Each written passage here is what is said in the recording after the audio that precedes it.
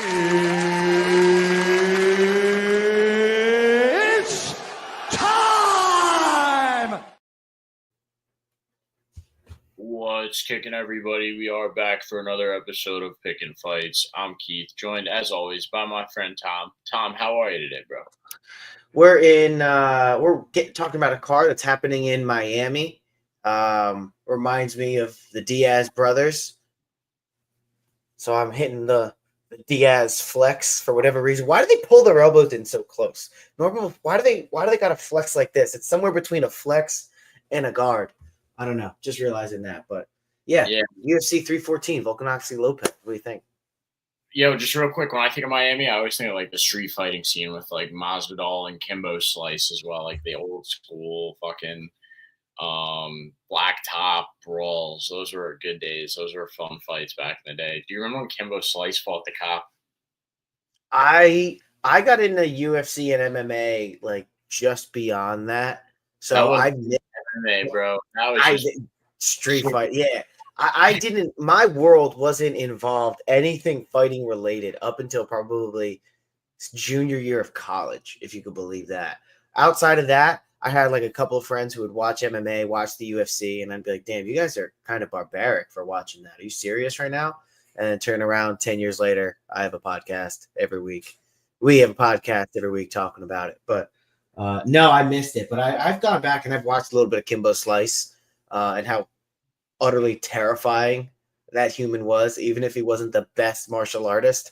It's absolutely insane when being that big and that agile and that willing to fuck somebody up. Yeah, he just had like a nasty ass one too, that like with no rules and people that were not professionally trained, he was really successful and scary. And then when he got to the UFC, he had one really entertaining fight. I can't remember what it was. It was like not entertaining because it was like good and technical or anything, but it was one where him and whoever he was fighting, they kept getting gassed out. But yeah, you can't watch like Kimbo Slice's UFC fights and be like, oh yeah, that's Kimbo Slice. No, Kimbo was Kimbo because of the street fights. But rest in peace. But anyways, yeah, it's Miami UFC 314, and it's a pretty good card. Headlined by Alexander Volkanovski to return after getting knocked out by Ilia Topuria like a little over a year ago. I think it was like one of the sickest tapology. Sorry to cut you off. This is one of the sickest tapology freaking pictures of all time. Yeah, just the further he looks like a video game boss. Yeah, no, like a black version of juiced out Vitor Belfort, or like who am I thinking of? Who's still fighting? 42 years old today, Brazilian. Romero. I love you. Yeah, Romero's Cuban, but yes, yeah, Romero. Yeah, exactly. Kevin Ferguson looks like Yoel Romero, just black guy version. Insane. Look at it, looking jacked out of their mind. I hope they're doing some PEDs, because if they're not, it totally makes me feel worse about like the limits of a natural human body. You know what I mean? Yeah, but the only reason I say video game boss is because like, you gotta peep his hair. He had like all on top tied back, and then his beard was tied up in the front. It was pretty funny for that time. But here you go, Miami through and through. But yeah, so it's Volkanovski making the return after getting knocked out by Ilia Topuria like a little over a year ago, because I think that was in February of last year. Going up against Diego Lopes on a tear. Paddy Pimblett versus Michael Chandler, guaranteed fireworks in the co-main event, and a pretty stacked card all throughout. I'm very satisfied with this one after a couple lackluster fight night cards that just kind of like towed the line a little bit, introduced us to some prospects, and we saw a couple names that we're familiar with, and but they were really lacking the name value. This is one for the fans. I'm pumped. Are you pumped?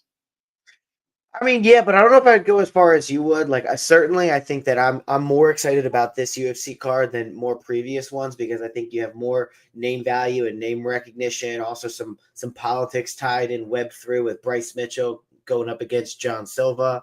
I think there's some interesting fighters when it comes to the main card, and even some on the prelims. But I still do kind of long for the days where just every pay-per-view card I wanted to pay for. And when they were $50, $60, you could justify it. They're now up to $80 something, and you get less name recognition, less name value, less, promotion, overall less hype. And, it just makes me long for or wish when, we would have those UFC cards where you knew everybody on there. Just, I feel like something's missing. Maybe it's just me, but I don't know. I like the main card here, and you look down, you got some good fights that we're going to talk about on the prelims, but I don't know.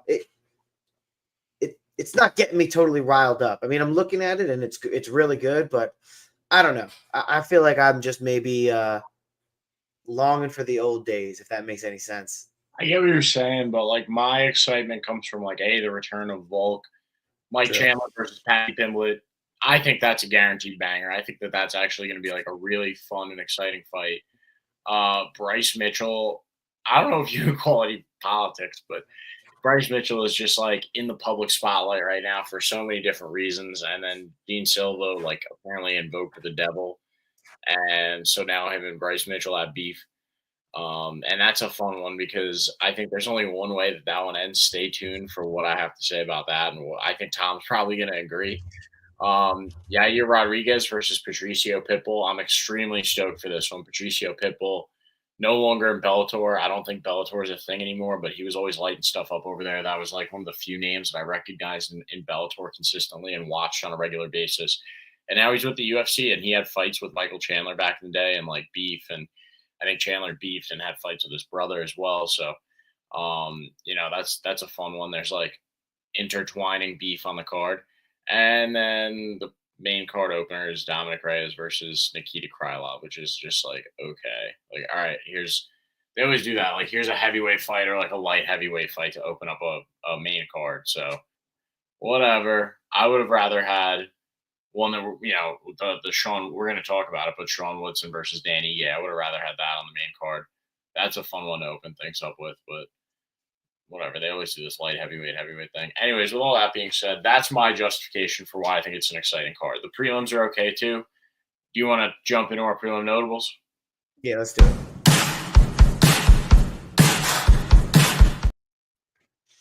All right, the pick is to you. Which one are you talking about first? Well, I'll let suspense air for a little bit before we talk about Sean Woodson versus Danny. Yeah, talk about Chase Hooper versus Jim Miller. And this is what I'm excited for. Chase Hooper's been lighting things up lately since he moved up to 155. Been fighting legends lately. I believe his last fight was against Clay. Now the guy that burps. Now his name escapes me. Clay Guida. Thank you. And then who was it before that? Slava Claus, your guy. Yeah, and that was a great fight. Excellent performance from him. And, but just since moving up to 155, Chase Hooper has been crushing guys. That fight against Clay Guida was a great performance. And Vyacheslav Borshev is no joke. And he really hurt him bad with some body shots, dropped him, locked things up on the ground because that's where Chase Hooper's specialty really lies. But he was hanging in there in the pocket with Vyacheslav Borshev, who's known for his kickboxing, was a kickboxing champion before the UFC. So Chase Hooper with the hands coming together, and his wrestling game being what it is. I just want to say, though, Jim Miller is a different challenge altogether. Jim Miller could go out there and just snuff Chase Hooper in second one, and it would be a surprise. But then again, it is Jim Miller. He's done that to plenty of guys throughout the years. He's very streaky, win-loss, win-loss, win-loss. He has the most fights in UFC history, I think, at this point, the most wins in UFC history, and maybe even the most finishes in UFC history. He's got crazy amounts of records. So I'm not saying that this is a lock by any means. The people at Tapology are voting heavily with Chase Hooper, and I understand that. Just don't be surprised if Jim Miller does something crazy. But I think that all signs point to Chase Hooper going on a legend-killing run and taking out Clay Guida. Step up in a challenge, like Clay Guida is not really a finisher. Clay Guida is kind of just a guy that'll hang in there. Jim Miller's a guy that looks for blood. But I think Chase Hooper is going to be able to take the challenge to Jim Miller and stand there, trade with him, contend with him on the ground. I think it's going to be a rough 15-minute fight, but Chase Hooper is going to get his hand raised. What do you think, Tom? Yeah, I think it's going to go one of two ways. If Chase Hooper is trying to stand with Jim Miller, I ultimately think that ends up being a problem for Chase Hooper. I think he's still really young. He's 25, 26 years old. He's got a jiu-jitsu background. I don't think striking against Jim Miller is what he wants to do in this fight, and he ends up doing it. I think unless he figured out how to use his length, which I'm not so sure that he has, even at lightweight as he's moved up here. He's 6'1" and only a 3-inch reach advantage here. He does have long legs, but I wouldn't want Chase Hooper to do a lot of kicking against an experienced vet like Jim Miller. So unless this fight goes to the ground, I'm kind of swaying for Jim Miller. Now, I think this fight does end up on the ground. I think Jim Miller is, well versed. He's a striker by trade. And I think if it does go to the ground, eventually Chase Hooper is going to find a submission. I can see 41 years old and trying to grapple with a 26-year-old, 25-year-old is going to catch up to Jim Miller, especially when you're of the pedigree of the grappling like Chase Hooper is. So I like Chase Hooper by submission. Jim Miller, particularly by knockout, TKO, is how I could see this one going. And I think Chase Hooper, if he does get beaten up on the feet, you're going to see him dive at a leg. And I think he's going to be too long and too quick. He's eventually going to find a way to get Jim Miller to the ground. Nickname the Dream Chase Hooper is. I want to call him more like the squid or the octopus, because the way he like slithers around on top of somebody, just makes me think of somehow like an octopus or some sort of serpent of kinds kind of wrapping around. So I'm going Chase Hooper to get this one done via submission. Or at least control time on the ground. I can kind of see it in a mind's eye where, like, middle of the second round, you get a tap from Jim Miller, and that's like kind of like the, hey, passing of the torch to the kid, who's, kind of like what you said, Keith, went on like a legend killer hunt and gets to add another name to his budding career here. So I am going to go with Chase Hooper with you on that. All right, what do you got next? You want to talk about Dan Ige and Sean Woodson. Before we jumped into that, I just wanted to talk just a little bit about Tresean Gore and Marco Tulio. Tresean Gore has made the news recently as a fighter who, has had excuses as to why he has performed poorly in previous exhibition bouts. I'm not buying any of that. I don't think Tresean Gore, even though he's from South Carolina, I don't know that he is UFC quality. 5-2 in his MMA career. 3-2 in his UFC career. So he was obviously very green when he entered the UFC. I believe he's got a wrestling background. He's got 2 losses against Brian Battle and Cody Brundage in the UFC. Came back with a submission win over Josh Fremd and a submission win over Antonio Tricoli. I don't think Marco Tulio here, 13-1, 30 years old, roughly the same age, a little bit of a bigger guy here. I don't think this is who he's going to find a submission on. And especially when Tulio has such a pedigree or a background of knocking people out, and Tresean Gore has been knocked out before. He leaves his head high. He's just not a really, really well-polished striker. So for someone who is a striker to come in, I expect Tulio to go out there and get this one done, and that's why he's a minus 355 favorite. I like Tulio by finish. I can potentially see Tresean Gore lasting the whole round, but I'm going to kind of stay with Tulio. What do you think? Yeah, I like Tulio big time here at minus 350, especially. I mean, I don't like him like as a to bet responsibly. But minus 350 is pretty heavy. However, I do like him a lot. He's another guy I'm excited to see. Tresean Gore, I don't have a particular affinity for him. So I don't mind seeing Marco Tulio going out there and making him look like a punching bag this weekend. I like the pick. I agree. Dan Ige versus Sean Woodson. I'm really excited for this one. I like Dan Ige a lot. He's fought Diego Lopes, who's challenging, or I guess fighting for the vacant belt against. I guess it's not really a challenge, right? Because Volk doesn't hold the belt. But anyways, he fought him on like 6 hours notice. Dan Ige fought Diego Lopes on 6 hours notice. In case you didn't know, that was a fun, exciting fight. Diego Lopes had been set to fight like 2 other people before that, and then Dan Ige did like a hero's move and accepted probably a big fat paycheck, saved the fight on was that the Noche card? Yeah, I think so. Anyways, Dan Ige earned a lot of respect from the fans in that fight and put on a good performance. But I think Sean Woodson's going to beat him here this week. He's long, he's awkward, he's 13-1. He used to be a big fat guy, big fat boxer. Now he's a 145er, mixed martial artist, and he's really good at it. He's really good at dirty boxing. His clinch game is nasty. He's got such long arms. Like, he's got like arms that hang down past his knees. And he pops off a jab with those long, nasty arms. Like it's insane. It's so fast, it's so quick, and it's so long. Pause. But yeah, as soon as I said that, I was like, damn, that sounded suspect. But yeah, so Sean Woodson's really good up against the cage with his knees. His clinch game is nasty, like I was saying. His elbows are good. He's just really a well-rounded mixed martial artist on his feet. And if he gets taken down, he's really good at just maintaining a full guard, locking things up, basically just trying to get the fight like called back up to the feet. And depending on who the ref is in this fight, that could happen pretty quickly. So I'm going with Sean Woodson. I think he's super intelligent, super calculated, and Dan Igue's a great fighter. He's a guy that he'll go out there and he'll put on a good performance, and I don't think he's going to get finished or anything. I just think that I'm pretty sure he's got the shorter wingspan here. By 7 inches. Yeah, exactly. That's pretty significant, and I think that it's going to look a lot like. I don't want to say like big brother fighting little brother, but it's just going to be like the smaller man trying to close the distance, and Sean Woodson's going to be popping off the jab. He gets better and better with every fight, and I think he's going to win by decision. What do you think, Tom? I could definitely see that, but I'm going to have to side with 50K Ige here. I think that, against a lot of his competition, he's put up really good fights against them. Lerone Murphy, who's undefeated, got a decision, lost to him. Diego Lopes on 6 hours notice, decision lost to him.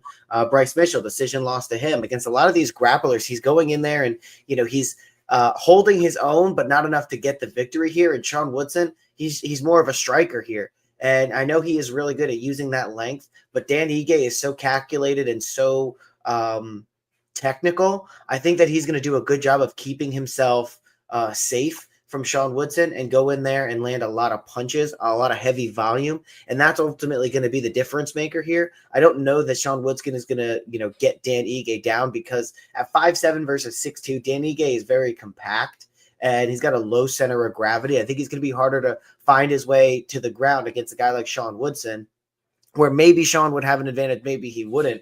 But on the feet, the sniper, I think both of these guys are probably strikers by trade. And I'm something about it just makes me like Ige here. He's 33 years old. His losses are to the top level competition, even stepping in on short notice, going in and getting it done. Sean Woodson's wins, even though, Dennis Buchka by decision. He's got a split decision over Charles Jourdan. He's got a decision over Alex Caceres. Knockout over Fernando Padilla, which is, definitely good. But at 32 years old, I don't know if we're going to see large jumps in the skill level of Sean Woodson. So I don't think he's going to knock out Dan Ige. And I think Dan Ige is just a little bit too much of a grinder to lose this one. I like him at plus 135 money coming back, 52 to 51% or 51 to 49. Ige over Woodson as far as topology goes. Yeah, I like Ige. I think he's just a little bit more well-rounded. I think he's a little bit better when it comes to striking, being safe, not getting hit. This is ultimately a boxing match for Ige, like they all are. And you might get a couple kicks from Sean Woodson, but if Dan Ige can land some calf kicks and immobilize Sean Woodson, I think we're going to see a much different fight. So, yeah, I kind of want to go with Ige here over Woodson, and that's what I'm going to do. Fair enough. All fair points. You want to jump to the main card, or you got any more of these? The answer would be let's jump to the main card. All right. First up, Nikita Krylov versus Dominic Reyes. Similar performances over these guys, or from these guys over their last 5. 3-2 for Nikita Krylov, 2-3 for Dominic Reyes. Dominic Reyes seeing a slight resurgence in his career. A couple of really great fights over his last 2, right? If I'm not mistaken, they were pretty good wins.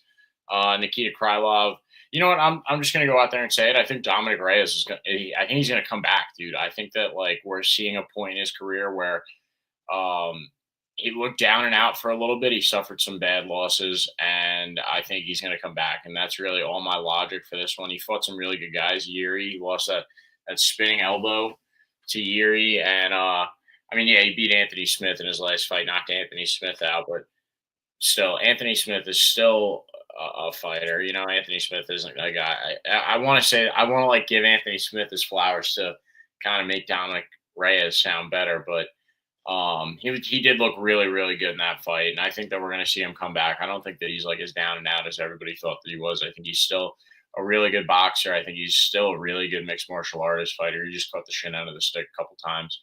So I'm gonna go with Dominic Reyes here. I think it will be a fun fight because both these guys will be a little bit sloppy. Like neither of them are perfect fighters.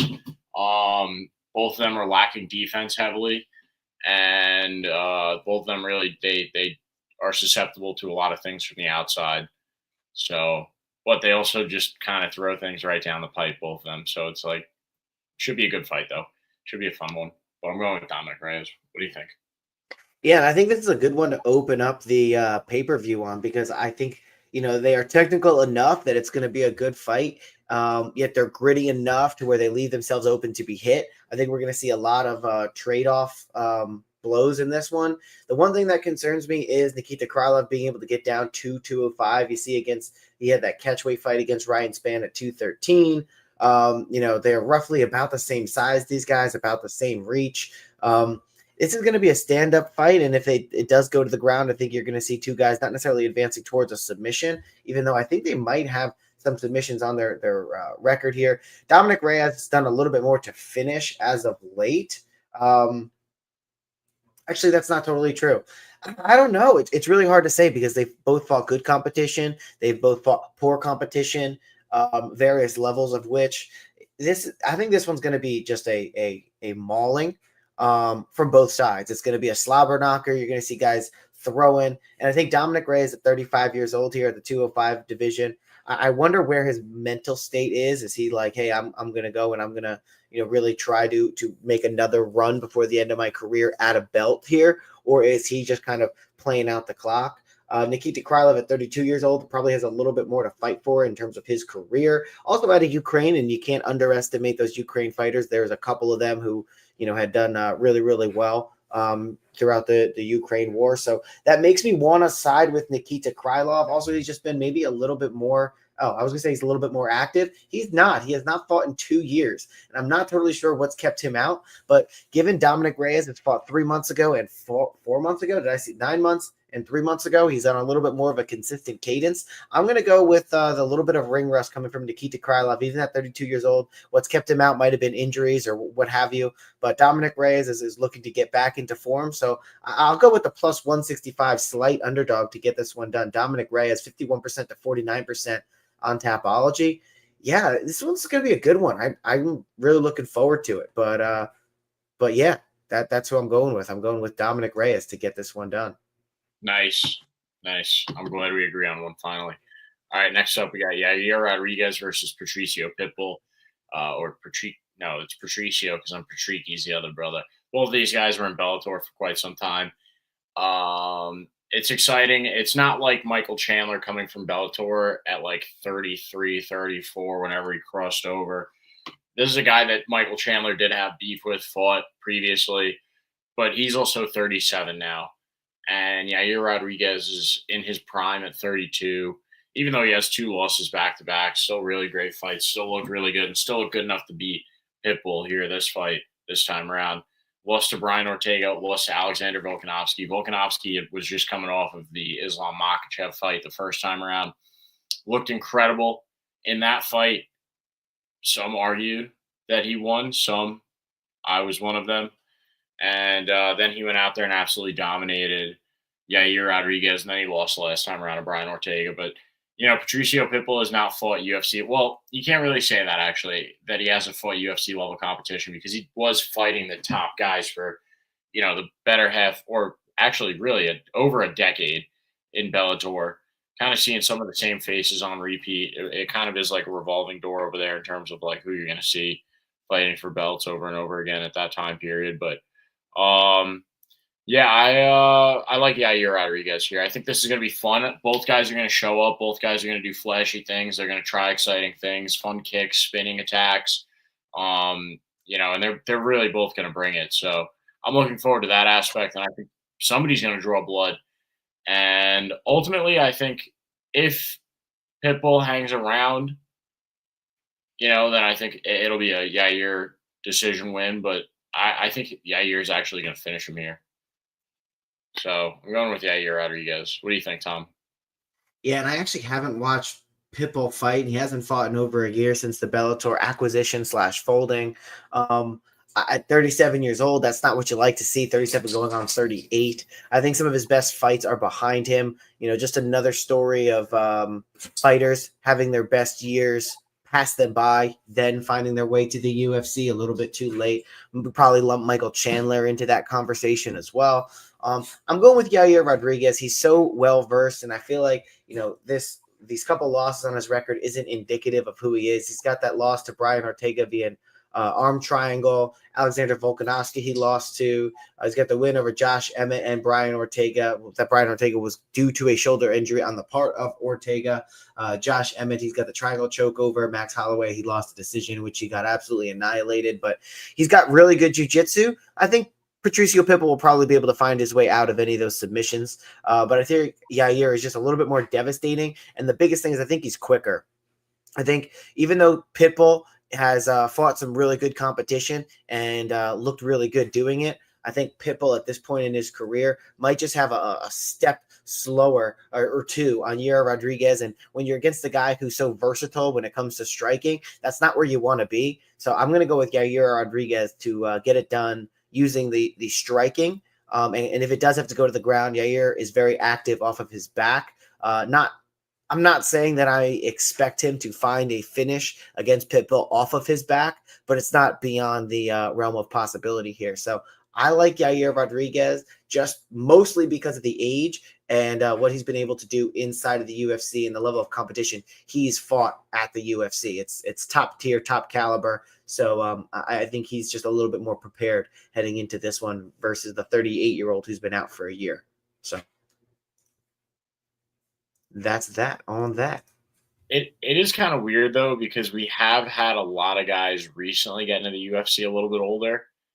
And like in the past year or so, like MVP, Reiner de Ritter, those are two that come to mind that were champions in their respective leagues and divisions and promotions and whatnot. So like I don't want to count Pitbull out entirely, actually. I kind of like maybe over. You also got to remember the weight classes too. Those guys are in a heavier weight class. So being a little bit older, I think suits them a little bit better. Also, those divisions are kind of light to begin with.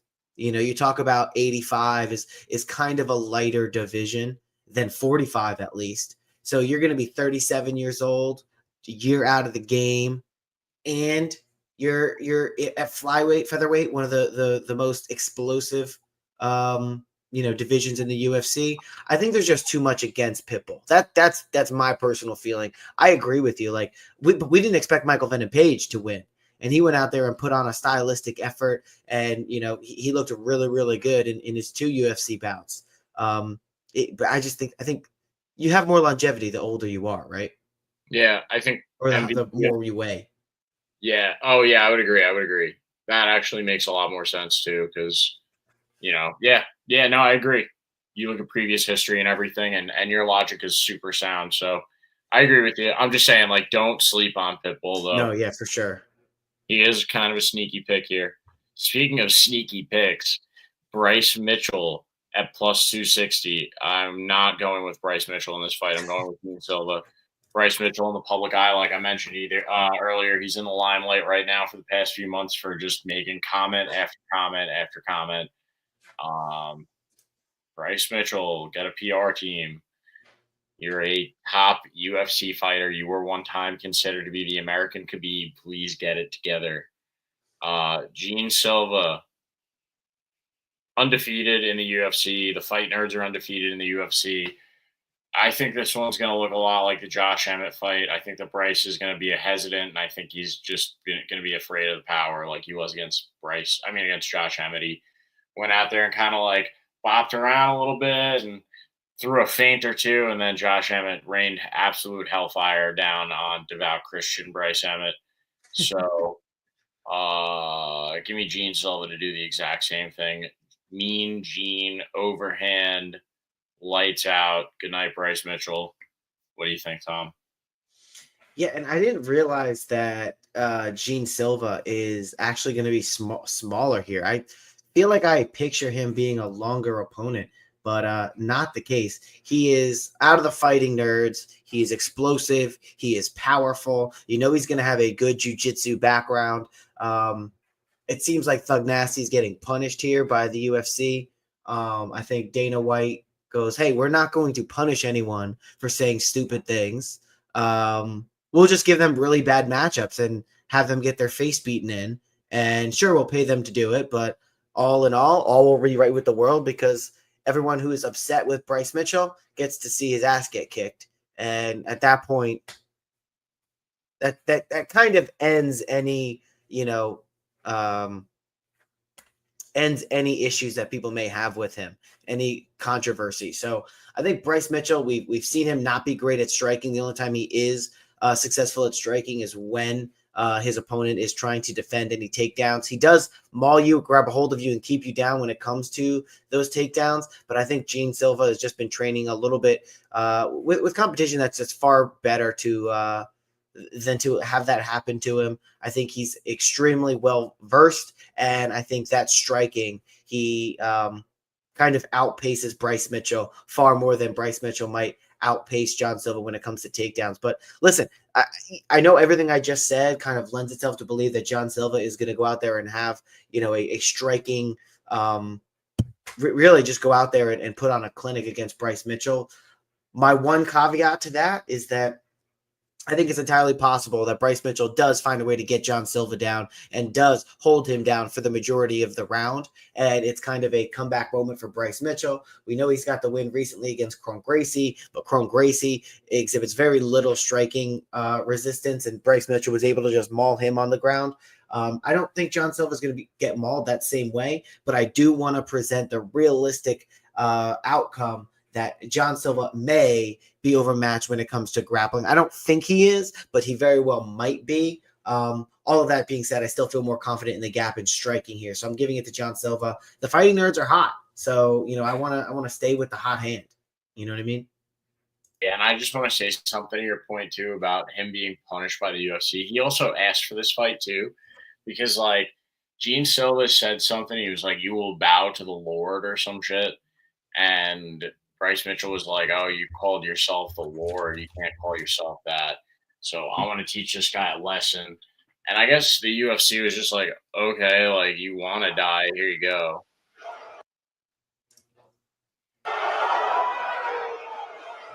And Jesus said, Hey. remember, Bryce if the world hates you, Bryce Mitchell. they hate Bryce Mitchell. Bryce Is this servant greater than his master? Bryce Mitchell. Bryce Mitchell. Bryce Mitchell. Hey, brother. Bryce Mitchell. Nobody really I'll do it. Yeah, nobody really chanted along with him. It was kind of a little cringy, I think. And he went out there with a globe too and was like, see, the earth is round, motherfucker. Yeah. Yeah.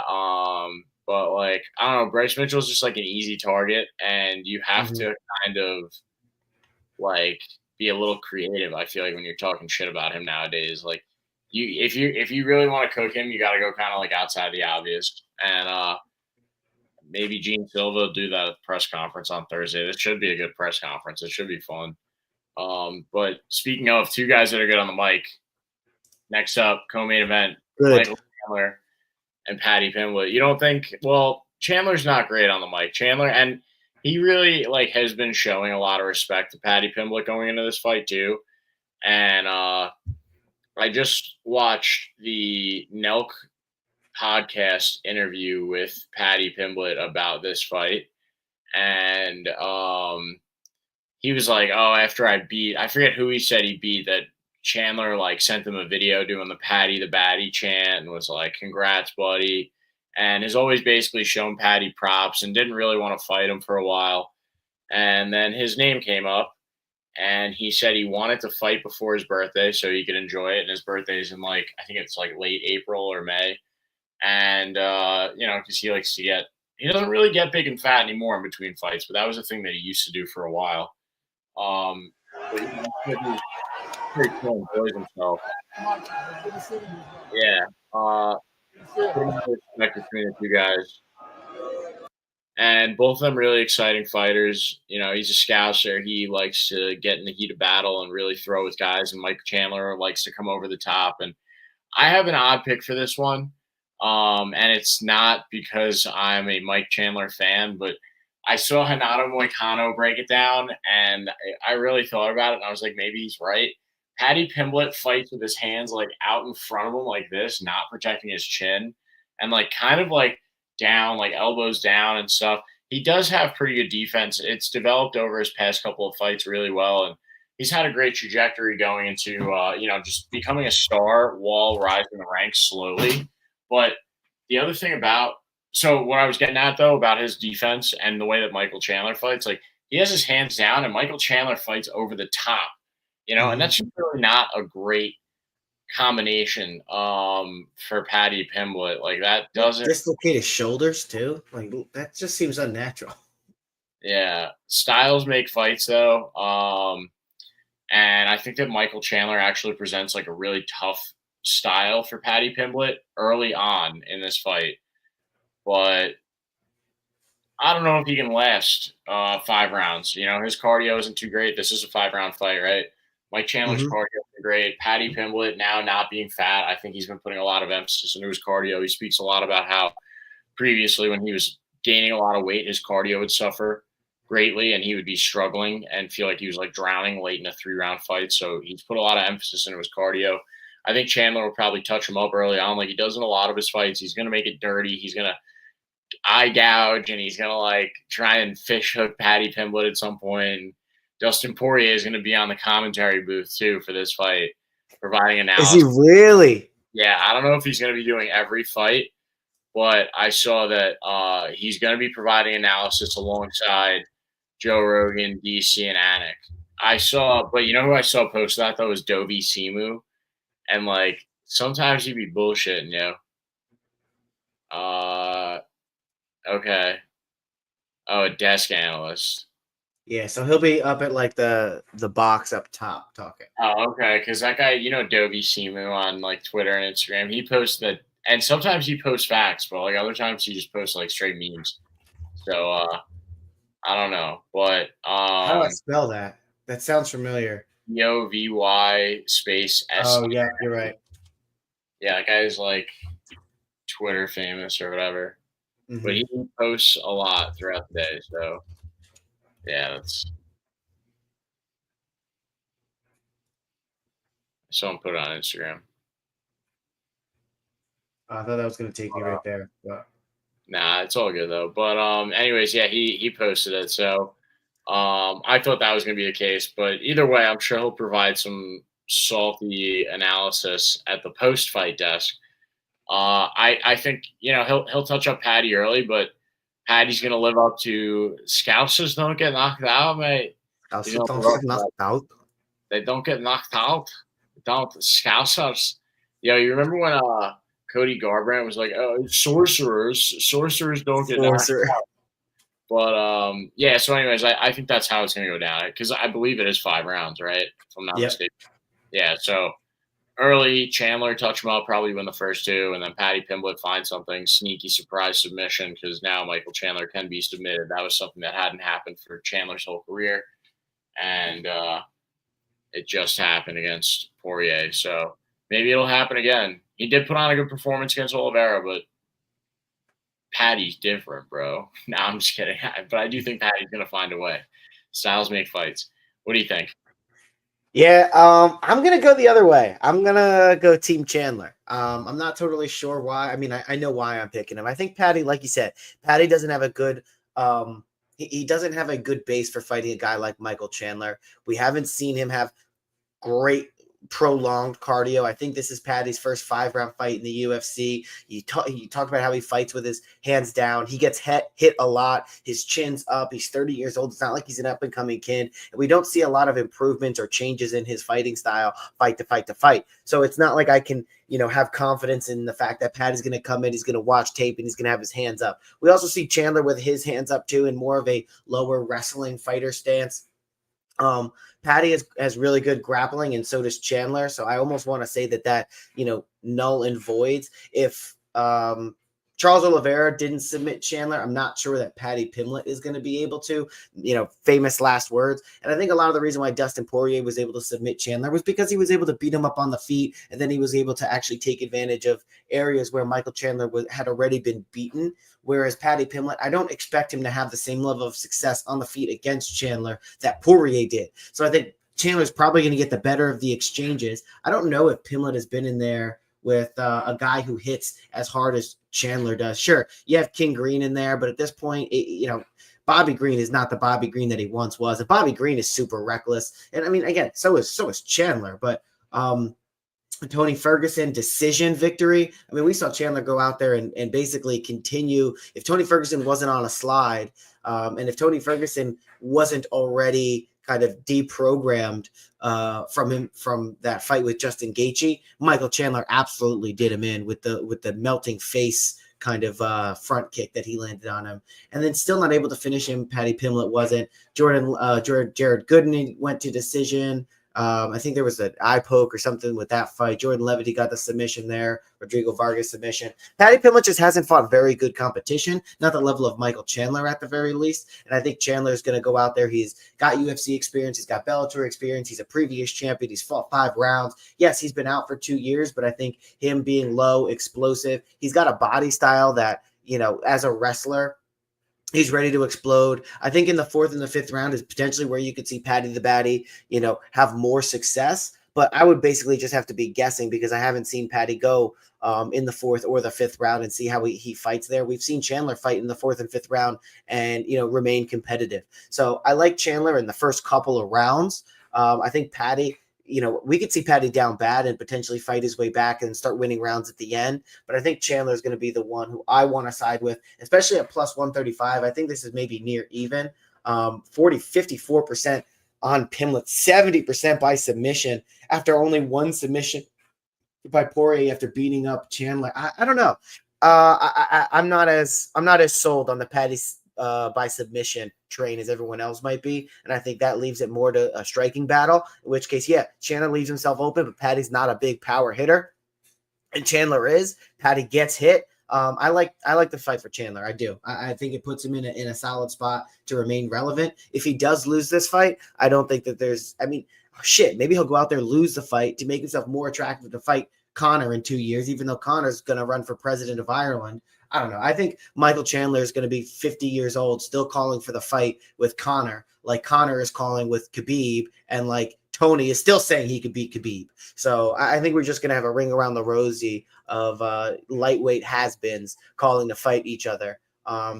So I don't know, but I think just straight up, I like Chandler to get this one done. Solid. I wouldn't mind it, but I'm still going with Paddy. All right, main event time. Volk versus Diego Lopes. We've seen a lot of fighters that were like title, they were champions at the same time. They had like great title reigns at the same time. Kamaru Usman and Israel Adesanya and Volk, they all held the belt at once and were really fun and entertaining. And then they've all kind of had they all had like a simultaneous downfall. They all kind of hit like 35 years old and fell off. Kamaru Usman hasn't had a win since he lost his belt. Izzy had, one win against Poatan and hasn't won since. And now you have Volk coming back after losing his belt to Ilya, going 1-3 in his last 4 title fights, only win against Yair Rodriguez, not same level of competition as Islam Makhachev and Ilia Topuria, unfortunately for Yair. Dominated him, looked great the first time he fought Islam. Already kind of touched on that before. And now he's taken over a year off to fight young, hungry contender Diego Lopes. I think Volk learned from rushing into the Islam fight and then rushing back into the Ilya fight. I think he learned a lot from that, and the time off will serve him well. I think that Diego Lopes, in order to finish Volk, probably would have had to finish Brian Ortega and the other guys that he fought, like Dan Ige, especially Dan Ige on 6 hours notice, to beat Volkanovski. I feel like those are guys that you have to finish. Ilia Topuria was finishing guys like that. Islam Makhachev finishes guys better than that. and I just don't think that it'll be a fun fight. It'll be a good one. I just don't think that Diego Lopes has it in him to finish Volkanovski, and I don't think that he's going to be great as time goes on, the way that Volk is. Like Volk, we saw him. Now this is like talking about prime Volk.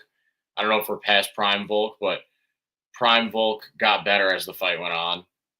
I don't think it's going to be the case for Diego Lopes. I think that actually will definitely be the case for Volk as this fight goes on. Maybe he drops the first round, but he's been out for so long, the ring rust gets worn off. He shakes that off, comes back, beats up Diego Lopes, technical fight, does everything he has to do, gets it done by decision. It would be really cool if he could finish Diego Lopes and really like make a statement like, hey, I'm back. But I think it'll be a firm decision victory for Volkanovski. And I think that still will be a statement that he's back. What do you think, Tom? Is he back? Yeah, I think he is, and you took the words right out of my mouth. When you talk about the level of competition Diego Lopes has faced, Brian Ortega and 6-hour Dan Ige, those are ones that you expect to at least finish, specifically Dan Ige. Diego Lopes, we have seen him as fights get longer. We see him get tired and we see him wear the fight and we see him be less crisp. And Volkanovski is a guy who, is unique in the sense that as fights go longer, he gets better and he gets better and he starts taking over. If he drops the first round, it's not, you're not in trouble yet. I think the part for Alex Volkanovski is going to be keeping that championship mentality, even if he starts to, lose rounds or the fight doesn't go his way. And I'm not even saying that that's a challenge, because if anyone's going to be able to keep that championship mentality, it's going to be a guy like Volk, who seems to just naturally walk around with this air of confidence. And I think that's great if you're a fighter. I think he recognizes like, hey, I'm still the best in the world. I fought a guy a whole other weight class up, potentially some of the biggest jump, 145 to 155 when it comes to frames and styles.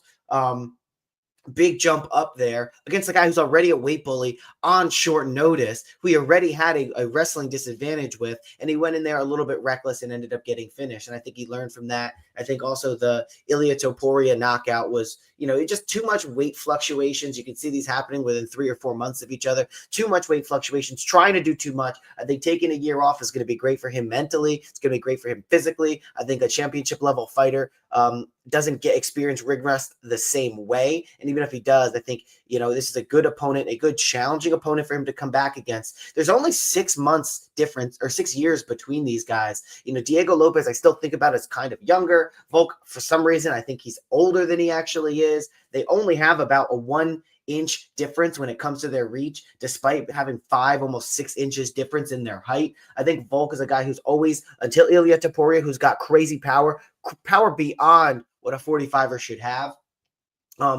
Volk has been a guy who's, managed to stay relatively safe. And I think he's going to, be safe here as well. I don't know that Diego Lopes has, and actually, I don't know. I mean, I know that Diego Lopes doesn't have the same power coming back as Ilia Topuria had either. So for all of those reasons, I think this matches up to be probably advantageous for Volk on the feet. And we've seen Volk fight off the best of the best that the 145-pound division had to offer when it came to, Jesus Christ, I just had dinner an hour ago and I'm getting that indigestion feeling. But we've seen Alexander Volkanovski fight off Brian Ortega and some of the best grapplers that 145 had to. I mean, shit, he was able to stand with Islam Makhachev for an entire 5 rounds at 155 pounds when he knew that was what he was going to do, when he had time to prepare. So he had time to prepare for this fight. Whenever Volk has time to prepare, he looks really good. He has a year off. I'm expecting a new invigorated Volk, and especially because he's coming back, he's going to get his belt back. He's going to be the man again. I like Volkanovski. I like his experience. I like his short frame. I like his strength in grappling. As long as there hasn't been a big drop off when it comes to his speed and his his reaction time, I think this is a perfect comeback fight for Volk, where it's just enough of a challenge, just enough of a name value, but he's not outside his depth and pushing beyond what he can do. When you would have Dustin Poirier kind of come back again to fight an Islam Makhachev, you knew Dustin wasn't going to win because Dustin's just that much older. But now you have a Volk who's taken a year off, who wasn't that bad to, those 2 losses, they're understandable losses. He basically almost beat, in a lot of people's minds, beat Islam Makhachev. Then he came back short notice, lost to Islam Makhachev, trying to weight fluctuation, then goes back down, fights Ilia Topuria, a guy who has hands heavier than Thanos, and ends up getting knocked out there. Like, it's kind of understandable, but I don't think Diego Lopes poses any of the challenges that these guys have. And if Volk does go out and does lose this, I'm going to be extremely excited for Diego Lopes because I think he deserves to be champion as well. But I think that can pretty much write the book on Alexander Volkanovski's championship status, because if you can't beat a Lopes, there's no right in you going up and challenging a Topuria to get that one back. There's no fight with Islam anymore. So I think we may have, I don't know how much more we'll see of Volk should he drop this one, but I expect him to get this one back, become champ, and we may see, a Volk part 2. Yeah, I'm gonna be sad if like what you said comes true in terms of him being slow and looking old, and it's just gonna be like heartbreaking if Diego Lopes goes out there and violates Volkanovski, like molests him on live television. That's gonna be sad, but if that's the case, then it is what it is. But all right, anyways, let's put a bow on this thing and wrap it up.